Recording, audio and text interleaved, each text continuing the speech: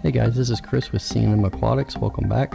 Today we're going to do a video and show you guys how to make a cheap DIY frag rack for your aquariums. These are some strong neodymium magnets I ordered off Amazon. I'll put the link in the description so you can find them. But these things turned out to be a lot stronger than what I anticipated. So I was a little worried about actually accidentally cracking the glass aquarium, but I'll get to that later. It came with these nice 3M sticky patches that I'm going to save for something else. We're not going to use them on this build. So the pack came with 10 magnets, so you would get 5 sets.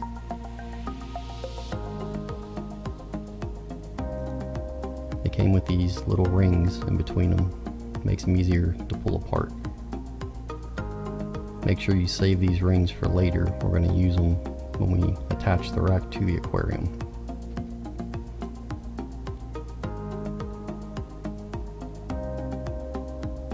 See, they're super strong. And when you put them together, if you don't put that ring in between the magnets, they are a pain to try to get back apart. They're really strong. And just another tip, bringing them out into the workshop probably was not the best idea. So I dropped a few of them and they got covered with metal shavings. And I spent about the next 30 minutes trying to clean them off to get all the metal shavings off because I don't want them in my aquarium. So just for future reference, when you're working with them, work with them in a clean place where they're not going to pick anything up, because they will pick up any type of magnetic material. That magnet wasn't even close to that box and it shot off there. You can see all the metal shavings and filings I got on there now that I had to clean off. So it's just a good idea to work with them in a clean space. So we're going to start with this egg crate, and this has been used in the hobby for a long time. You can find it at just about any home repair store like Lowe's or Home Depot, and in my area it runs $20 to $25 a sheet, and it comes in a 2x4 foot sheet. So unless you're making a lot of racks or coral displays, you'll get a lot of use out of it. But I always keep a couple sheets handy. So for this rack, we're going to measure out our dimensions. And I made this one 5 by 10, so it's 10 feet, or I'm sorry, 10 inches long by 5 inches deep. And you can adjust it to whatever space you're trying to put it into.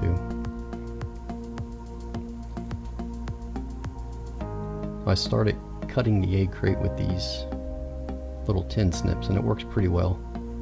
Just make sure when you're cutting it, you want to make your cut to the closest corresponding cross section on the grid, so you don't get left with a long sharp tab sticking off the end.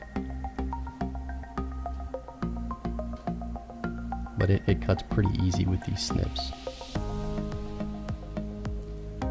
After a while I got tired of using the snips, so I'm gonna switch to this battery powered jigsaw. It's a lot faster and it still gives you a pretty clean cut.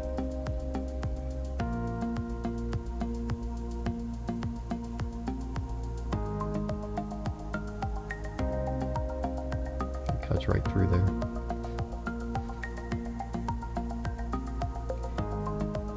As with anything, use proper safety precautions, gloves, eyewear if you need it.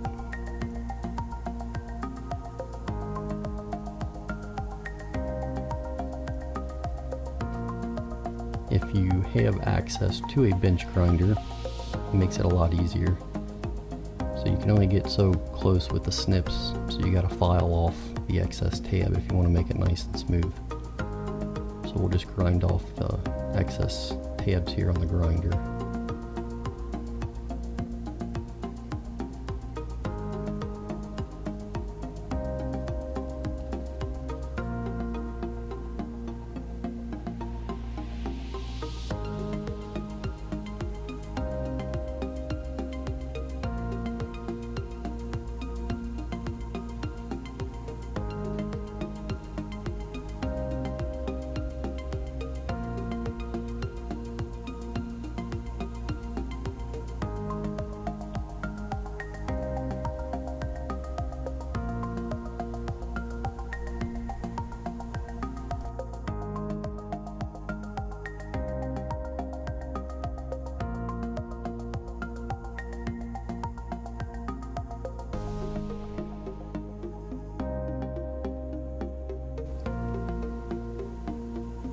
don't have access to a bench grinder, you can use a manual hand file to file down the tabs. I'm just going back over the areas where I used the grinder to file it down a little smoother.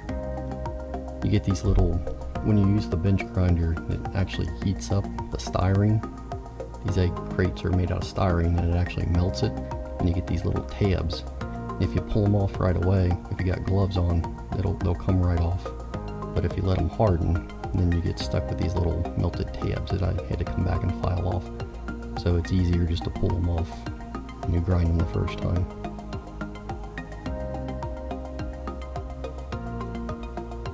But you can get it pretty smooth. You want to get it as smooth as you can. So especially if you're using, going to use this in like an acrylic aquarium, you don't want anything sharp because the acrylic will scratch a lot easier than glass. So just try to smooth them down as best you can. We got our main shelf cut off, so what we're going to do now is cut the back legs, the back supports, and I'm doing a 4x4 square. So 4 of the grid squares across and 4 down. That'll give me a nice 4x4 shape. We're going to cut 2 of these out. And they're going to act as a support for the shelf, and that's what we're going to be gluing our magnets onto. These frag racks are going to be mounted to the side of the aquarium through the glass with magnets.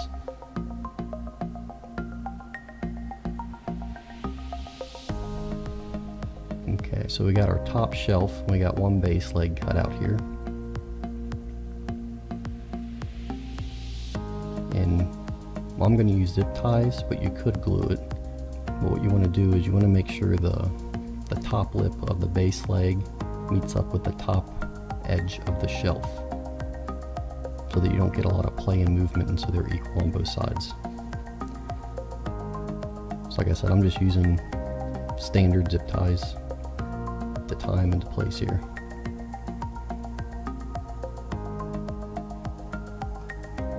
I tried gluing one and it would work fine, but you would need, I didn't really have a clamp to hold it into place while the glue's set, so that's why I decided to go with the zip ties.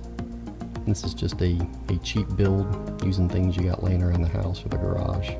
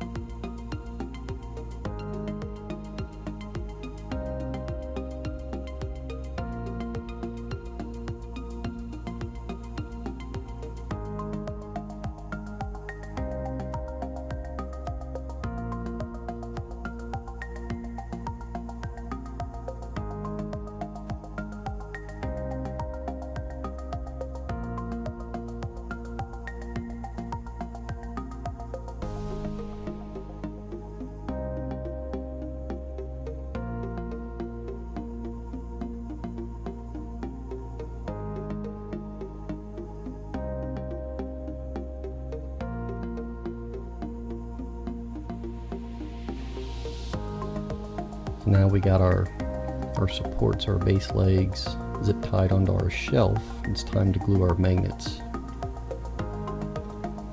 You can see I'm showing you I got it lined up to the edge, so they're both the same.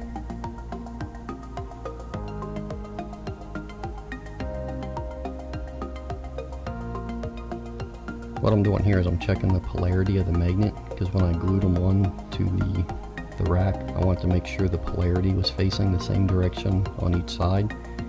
But actually, after putting it onto the aquarium, I realized it really doesn't matter. You can glue them either direction. I'm just using this Loctite gel super glue.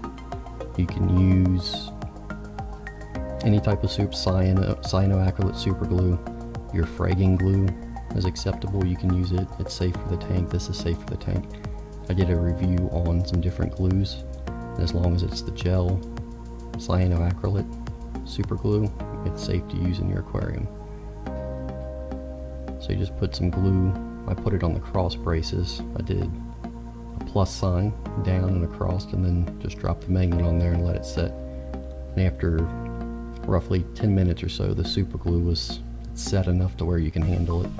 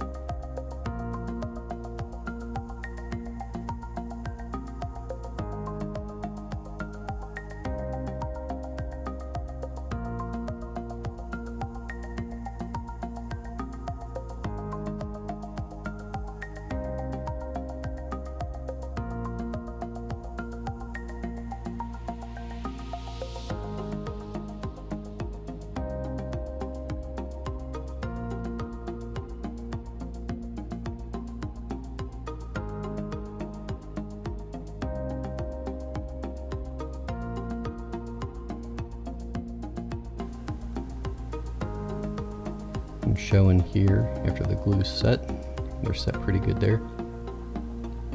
I did come back on the back side and I filled in on the back some more super glue on the back of the magnet just to give it a stronger hold. Okay, so this is what they look like inside the tank here. If you notice, I did glue the inside magnet on the far side of the grid because I was worried about how strong the magnet was.